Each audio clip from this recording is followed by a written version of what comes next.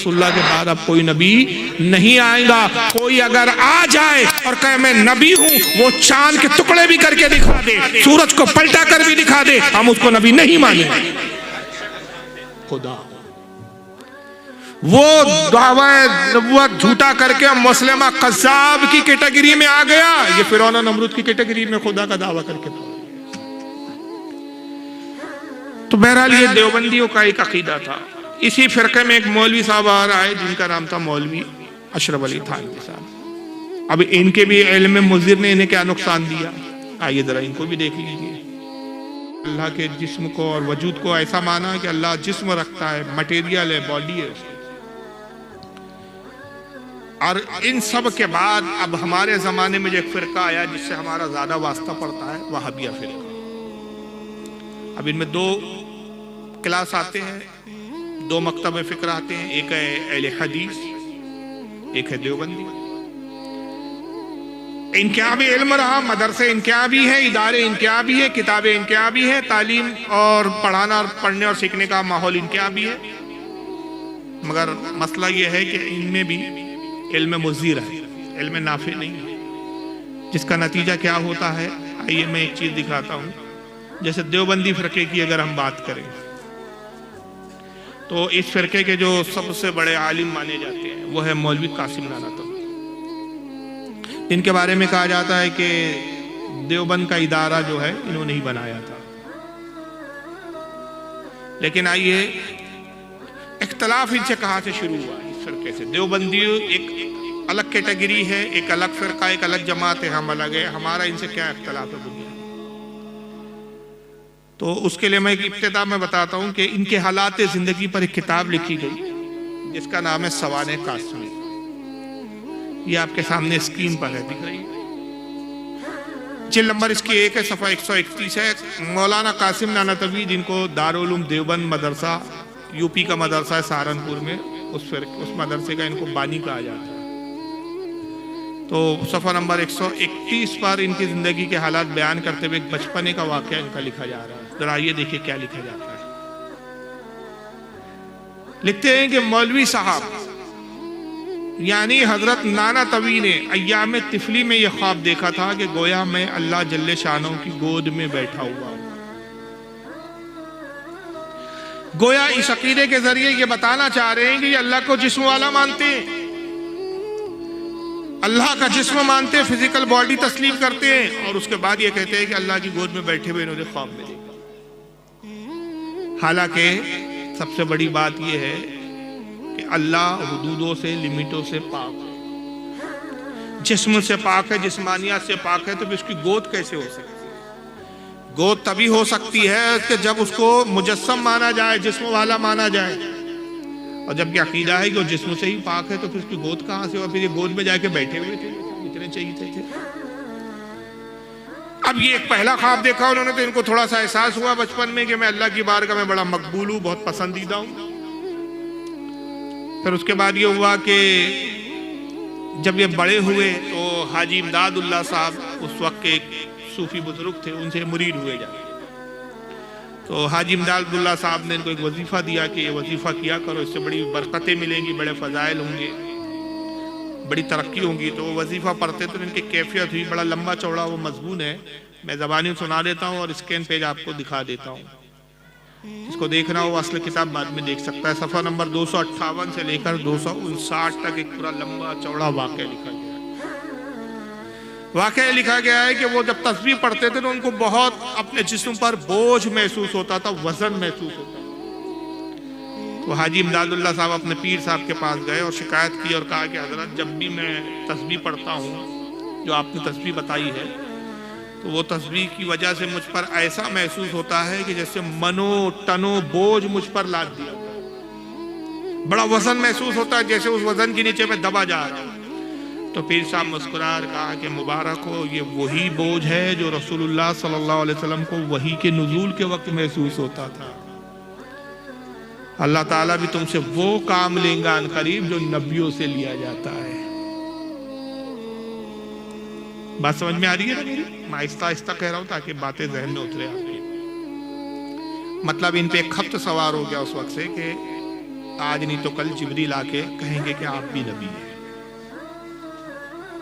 لیکن ایک دشواری تھی، اور دشواری یہ تھی کہ وہ جانتے تھے کہ 1400 سال سے پورے مسلمانوں کا یہ متفقہ اجماعی عقیدہ ہے کہ رسول اللہ کے بعد کوئی نیا نبی نہیں آئے گا، اس لیے کہ قرآن عظیم میں واضح طور پر اللہ نے فرما دیا ما کان محمد ابا احد من رجالکم ولکن رسول اللہ وخاتم النبیین، محمد تمہارے مردوں میں سے کسی کے باپ نہیں بلکہ وہ اللہ کے رسول ہے اور نبیوں میں سب سے آخر ہے، خاتم النبیین ہے، اب ان کے بعد کوئی نبی نہیں آئے گا۔ آقا ایک مقام پہ فرماتے ہیں کہ اگر میرے بعد کوئی نبی ہوتا تو وہ عمر ابن خطاب ہوتا، لیکن لا نبی آبادی، میرے بعد کوئی نبی۔ جگہ جگہ حضور نے کہا کہ میں آخری نبی ہوں، کہا کہ میرے بعد اگر موسیٰ آئے اور تم مجھے چھوڑ کر موسیٰ کی پیروی میں لگ جاؤ گمراہ ہو جاؤ گے، موسیٰ کو بھی میری پیروی کے بغیر چاہتا، انا خاتم النبی، میں آخری نبی ہوں۔ عیسیٰ علیہ السلام بھی آئیں گے تو کس حیثیت سے آئیں گے؟ امتی کی حیثیت سے، امام مہدی کی اقتداء میں نماز پڑھیں گے، مصلی امامت پر امام مہدی کو آگے کر دیں گے کہ آپ مصطفیٰ صلی اللہ علیہ وسلم کی شریعت کے عالم ہیں، آپ نبی کی شریعت کے مطابق نماز پڑھائیے، میں اپنی شریعت کے مطابق عمل نہیں کروں گا، میں امتی کی حیثیت میں ہوں، مصطفیٰ کی شریعت پر عمل کروں گا۔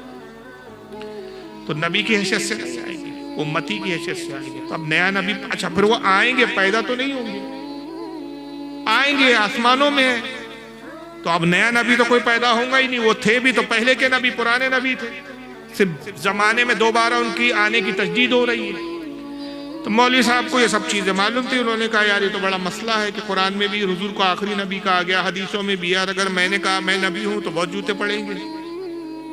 تو لوگوں کو ذہن بنانے کے لیے اور خاتم النبیین کا مفہوم بدلنے کے لیے انہوں نے ایک چھوٹی سی کتاب لکھی، اس وقت میرے سامنے پوری طرح ہے ٹیبل پر، جس کا نام تھا تحذیر الناس۔ یہ بس اس چھوٹی سی کتاب نے بہت بڑا فتنہ برپا کیا، اور یہ نتیجہ ہوا کہ دیوبندی ایک الگ گروہ ہو گئے، ہم اہل سنت ایک الگ۔ یہ اتنی سی کتاب نے قوم نے اتنا بڑا اختلاف پیدا کیا، اتنا بڑا فتنہ پیدا کیا۔ انہوں نے تحذیر الناس نامی کتاب لکھی، اور اس کتاب میں انہوں نے خاتم النبیین کا ایک نیا معنی بیان کیا، اور وہ کیا بیان کیا؟ بڑے دشوار عبارتیں ہیں لیکن میں آسان کرنے کی کوشش کروں گا آپ کے سامنے، یعنی دشوار مطلب عوام کے اعتبار سے، کہ اردو تھوڑی ایسی ہے کہ عوام نہیں سمجھ پاتی ہے۔ صفحہ 22، صفحہ 43 ایسے کئی صفحوں پر انہوں نے مختلف عبارات لکھی، جس میں مفہوم یہ ہے کہ یہ لکھتے ہیں کہ رسول اللہ صلی اللہ علیہ وسلم خاتم النبیین اس معنی کے اعتبار سے ہیں، اگر بالفرض آپ کے زمانے میں بھی کہیں اور کوئی نبی ہو، جب بھی آپ کا خاتم ہونا بدستور باقی رہتا ہے۔ کیوں رہتا ہے؟ میں اس کو آسان کر کے سمجھاتا ہوں، پہلے بار سے پڑھ لو۔ یعنی اگر بالفرض آپ کے زمانے میں یا بالفرض آپ کے بعد بھی کوئی نئی نبی فرض کیا جائے تو بھی خاتمیت محمدیہ میں فرق نہ آئے گا، کیونکہ فقر عالم صلی اللہ علیہ وسلم خاتم فقط اس معنی کر نہیں کہ آپ سب سے پچھلے زمانے کے نبی ہے جیسے کہ عوام کا خیال ہے، بلکہ جیسے آپ خاتم زمانی ہے ویسے ہی آپ خاتم ذاتی اور خاتم رتبی نبی تھے۔ یعنی کہہ رہے کہ رسول اللہ زمانے کے اعتبار سے آخری نبی نہیں ہے جیسے عوام سمجھتی ہے۔ عوام کیا سمجھتی ہے؟ حضور سب سے آخر میں آئے، زمانے میں سب سے آخری زمانہ ہے، اس لیے حضور خاتم النبی نے۔ یہ عوام کا خیال غلط ہے، بلکہ حضور کس اعتبار سے خاتم النبی ہیں کہ جو رتبہ ہے، جو مقام ہے، اس مقام کے آپ نبی ہیں کہ وہ مقام اب کسی نبی کو نہیں ملیں گے۔ آپ رتبے کے اعتبار سے، اپنی ذات کے اعتبار سے خاتم ہے۔ حضور کے بعد اب اگر کوئی نبی آئے تو نبی ہو سکتا ہے، لیکن رسول کے رتبے کا نبی نہیں ہوگا، رسول کے برابر کا نبی نہیں ہوگا، نبی پاک صلی اللہ علیہ وسلم کے مقام کے برابر نبی نہیں ہوگا۔ یعنی انہوں نے خاتم النبیین کا مفہوم ہی بدل دیا۔ انہوں نے کہا خاتم النبیین ہونا زمانے کے اعتبار سے نہیں۔ اس کو یوں سمجھ لیجئے کہ اسٹیج پر حضرت مولانا پہلے آئے کہ میں آیا؟ بولیے، حضرت پہلے آئے۔ حضرت کیا ہوئے؟ اول۔ میں بعد میں آیا تو میں کیا ہوا؟ آخر۔ اب میرے بعد کوئی نہیں آیا تو میں اسٹیج پر مسند پر آنے والوں میں آخر ہوں، خاتم ہوں، مطلب اب میرے بعد کوئی نہیں آیا تو زمانے کے اعتبار سے میں خاتم ہوا۔ تو قاسم نان طبی کہتے نہیں، فاروق رضوی صاحب خاتم اس معنی میں تھوڑی ہے کہ آخر میں آئے۔ فاروق صاحب اتنے بڑے عالم ہیں کہ اس لیول کا کوئی عالم ہے نہیں۔ فاروق صاحب کے بعد بھی کچھ عالم آئیں گے لیکن فاروق رضوی کے برابر عالم نہیں ہو، تو اس سے خاتمے پہ کوئی فرق نہیں آتا۔ حالانکہ رسولullah زمانے کے اعتبار سے ہی خاتم النبیین ہے، رتبے کے اعتبار سے بھی ہے، زمانے کی بھی اعتبار سے۔ تو یہ ذہن اور یہ راستہ کیوں بنایا؟ تاکہ کل اگر میں اعلان کر دوں کہ میں نبی ہوں تو لوگ مجھے نبی مان لیں اور کہیں کہ ہاں خاتم النبیین ہونا اس معنی میں ہے کہ حضور رتبے کے اعتبار سے خاتم النبیین ہے، حضور کے برابر کا کوئی نبی نہیں آ سکتا، یہ نبی ہے لیکن حضور سے چھوٹے درجے کے نہیں ہے، مقام میں کم ہے رسول اللہ سے۔ اس مقصد کے تئیں انہوں نے یہ تحذیر الناس لکھی۔ وجہ یہ تھی کہ تسبیح پڑھتے ہوئے ان کو بوجھ محسوس ہوتا تھا، پیر صاحب نے بتا دیا تھا کہ نبیوں والا کام لیا جائے گا، لیکن ہوا یہ کہ بولتے ہیں نا کہ آدمی کسی اور کے لیے انتظام کرتا ہے، بازی کوئی اور مار لے جاتا ہے۔ یہ ابھی اپنے لیے تیاری کر رہے تھے، ماحول سازگار کر رہے تھے، لوگوں کا ذہن اس کتاب کے ذریعے بنانے کا مقصد تھا کہ پنجاب کا ایک علاقہ ہے گرداسپور، وہاں پہ ایک شخص کھڑا ہوا جس کا نام تھا غلام احمد قادیانی۔ وہ کھڑا ہوا اور اس نے کہا میں نبی ہوں۔ تو سارے دیوبندیوں کے ہلچل مچ گئی، کہا تو کیسے نبی ہے؟ کہا آپ ہی کے مولانا نے تو لکھا کہ حضور کے برابر کا نبی نہیں آئے گا، حضور کے زمانے کے بعد بھی نبی آ سکتا ہے۔ اگر بالفرض حضور کے بعد کوئی نبی پیدا ہو جائے یا نبی مانا جائے تو حضور کی تب بھی خاتمیت میں فرق نہیں آتا، حضور اپنی جگہ خاتم النبیین ہے۔ پیدا ہو سکتا کیا ہے، آ کیا سکتا ہے؟ لیجئے میں تو آ ہی گیا ہوں، میں نبی ہوں۔ اب بازی تو کوئی اور لے گیا تھا تو بڑی بے چینی ہو گئی انصاف کو۔ کل ملا کے نتیجہ یہ ہوا کہ مجبور ہو کے انہوں نے غلام احمد قادیانی کو اب کافر کہنا شروع کیا، اور پھر خود ہی مناظرے کے چیلنج کرنے لگے اس کو کہ تو نبی ہے، چل ہم سے مناظرہ کر، ثابت کر تو کیسے نبی ہے۔ تو ایک مناظرے کی میں روداد آپ کو سناتا ہوں۔ انہی کی جماعت کے ایک مولوی صاحب ابھی مرے، 2023 میں مر کر قبر میں گئے ہیں اور اب تک تو مٹی میں مل چکے ہوں گے۔ انہی کی بولی ہے بھائی، شکل دیکھ لیجئے آپ، طاہر غیابی صاحب، بہار کے تھے، گیا کر کے ایک علاقہ ہے بہار کا، وہاں کے رہنے والے تھے، اس لیے ان کا نام ہے طاہر غیابی۔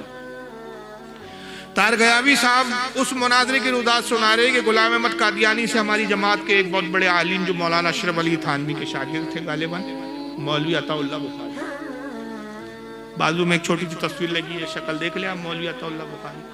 انہوں نے غلام احمد قادیانی سے پھر مناظرہ کیا۔ اب جو مناظرہ ہوا طاہر غیابی صاحب کی زبانی سنی۔ اب دیکھیے دلائل، قرآن سے اپنی نبوت ثابت کرتا تھا، کہا تھا مبشرم برسول یاتی من بعدہ اسمہ احمد، اللہ کے رسول خود بشارت دیتے ہوئے آئے تھے کہ میرے بعد ایک پیغمبر آئے گا، ایک رسول آئے گا ان کے بعد جس کا نام ہوگا احمد، میں غلام احمد وہی رسول۔ حضرت مولانا عطا اللہ شاہ بخاری رحمت اللہ علیہ نے فرمایا ارے بے وقوف گدھو الذی خردما، آیت میں تو اسمہ احمد ہے اور تیرا نام ہے غلام احمد، آنے والے کا نام احمد بتایا گیا، تو احمد نہیں، تو غلام احمد ہے۔ تو قادیانی صاحب بولنے لگے کہ دیکھیے حضور، اصل نام ہمارا تو صرف احمد ہے، وہ تو ماں باپ نے غلام بڑھا دیا ہے، میرا پیور خالص نام تو صرف احمد ہی ہے، ماں باپ کی غلطی سے غلام بڑھ گیا، اس لیے اس غلطی کو چھوڑیے، جو خالص نام ہے وہ تو احمد ہی ہے۔ تو مولانا عطا اللہ شاہ بخاری رحمت اللہ علیہ نے فرمایا کہ اچھا، میں تو سمجھ رہا تھا کہ ایسا حادثہ میرے ہی ساتھ ہوا ہے، لیکن آپ کے ساتھ بھی ایسے ہی حادثہ ہو گیا، میرا بھی نام صرف اللہ تھا، یہ تو ماں باپ نے غلطی سے اس کے پہلے عطا لگا دیا تو عطا اللہ ہو گیا۔ میں سمجھ رہا تھا کہ تنہا میرے ہی ساتھ یہ حادثہ ہوا ہے، لیکن عجیب اتفاق ہے کہ آپ کے ساتھ بھی یہی واقعہ ہو گیا۔ آپ کا نام احمد تھا، غلام آپ کے ماں باپ نے بڑھا دیا، میرا نام اللہ تھا، عطا میرے ماں باپ نے بڑھا دیا، چلیے آپ بھی صحیح میں بھی صحیح، چلیے آپ بھی صحیح میں بھی صحیح، لیکن سوال پیدا ہوتا ہے جب میں اللہ ہوں تو نبی تو میں نے بنایا نہیں آپ کو، نبی بنے کیسے تم؟ معاملہ تو پھر پھنسے کا پھنسا رہ گیا۔ تو قادیانی احمق الناس، خود بہت بڑے احمق الناس اور قادیانی کو کہہ رہے ہیں، الٹا چور کوتوال کو ڈانٹے۔ دیکھیں کیسا بیوقوفانہ مناظرہ ہو رہا ہے، یہ علم مضر ہے، نفع بخش علم ہوتا تو دانت کھٹے ہو جاتے۔ غلام احمد قادیانی کی چھچورا مناظرہ ہو رہا ہے، یہ بچکانہ منازعہ ہو رہا ہے، کیونکہ علم ہے ہی نہیں، علم نافع ہی نہیں ہے، تو کہاں سے منازعہ ڈھنگ سے کریں گے؟ عطا اللہ بخاری نے اس سے کہا تو رسول ہے، اس کی دلیل کیا ہے؟ سب سے پہلے تو یہی کفر ہے کہ نبی ہونے کے لیے کسی سے دلیل پوچھی جائے۔ میں حوالہ بھی دے دو، امام ابن حجر الہیتمی المکی الشافعی رحمۃ اللہ علیہ 900 ہجری کے امام ہیں، ان کی کتاب ہے الخیرات الاحسان، صفحہ نمبر 103 پہ فرماتے ہیں کہ اگر رسول اللہ کے بعد کوئی ایسا شخص آئے جو نبی ہونے کا دعویٰ کرے اور کوئی کہے تو نبی ہے، دلیل کیا ہے، اس سے دلیل مانگے، وہ دلیل مانگنے والا کافر ہو گیا۔ کیوں کافر ہو گیا؟ حضور کے آخری نبی ہونے پر ہمارا ایسا یقین ہے کہ جیسے یہ رات ہے، آپ کو یقین ہے یا نہیں؟ اس سے کروڑوں درجے زیادہ یہ یقین ہے کہ حضور کے بعد اب کوئی نبی نہیں آئے۔ جس طرح یہ یقین ہے کہ آج صبح گزری، صبح گزر چکی، صبح سورج کو ہم نے اپنی آنکھوں سے دیکھا اور اب یہ رات ہے، آسمان میں تارے نظر آ رہے ہیں، ہم تاروں کو دیکھ رہے ہیں، رات میں میں اور آپ بیٹھے ہیں، جلسہ چل رہا ہے، میں خطاب کر رہا ہوں، آپ سن رہے ہیں، جیسے اس واقعے پر، اس بات پر آپ کو یقین ہے کہ ہم ہوش و حواس میں سب منظر دیکھ رہے ہیں، اس سے کروڑوں درجے زیادہ اس بات پر یقین ہے کہ رسول اللہ کے بعد اب کوئی نبی نہیں آئے گا۔ کوئی اگر آ جائے اور کہے میں نبی ہوں، وہ چاند کے ٹکڑے بھی کر کے دکھا دے، سورج کو پلٹا کر بھی دکھا دے، ہم اس کو نبی نہیں مانیں گے۔